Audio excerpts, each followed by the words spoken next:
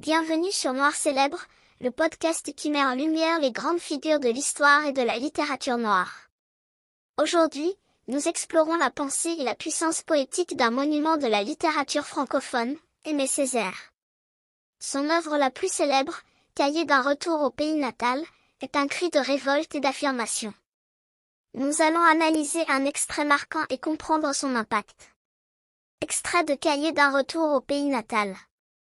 Ma bouche sera la bouche des malheurs qui n'ont point de bouche, ma voix, la liberté de celles qui s'affaissent au cachot du désespoir. Et surtout, gardez-vous d'omettre la vérité suprême, que nous sommes des bêtes de somme, c'est vrai, que nous sommes des bêtes de somme, c'est vrai, que nous sommes moins que des bêtes de somme, c'est vrai, que nous sommes au four crépitant de la misère, c'est vrai, que nous crevons de faim, c'est vrai, que nous sommes la honte d'une honte, c'est vrai.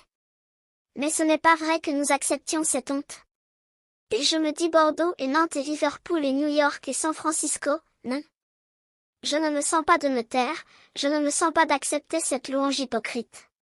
Parce que nous savons que la misère est le premier étape de toute fierté, parce que nous savons que nous sommes déjà la grande nuit découpée, parce que nous savons que nous avons en nous la force du ressac et du cyclone.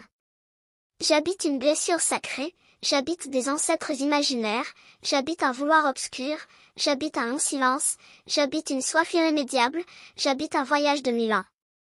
Et nous savons que le soleil tourne autour de notre misère, que la mer efface en sifflant nos pas de rebelles, que le vent de la nuit disperse notre attente, que nous sommes seuls face au grand silence du monde.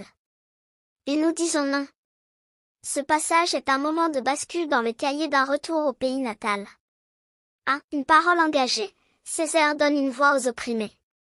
Il devient le porte-parole d'un peuple nié, réduit au silence par la colonisation. 2. La négritude. Ce texte est un manifeste de la négritude, un courant littéraire et politique qui revendique la fierté d'être noir face à l'aliénation coloniale.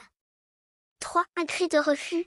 La phrase rythmée, c'est vrai, met en évidence la réalité brutale, mais la dernière phrase est une rupture, le refus de la honte, l'affirmation d'une dignité inébranlable. 4. Un langage poétique violté imagé, Césaire utilise des images fortes pour peindre l'exploitation coloniale.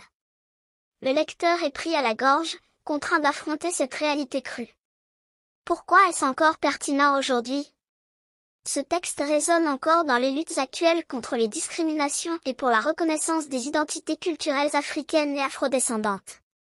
Aimé Césaire nous rappelle que la parole est une arme.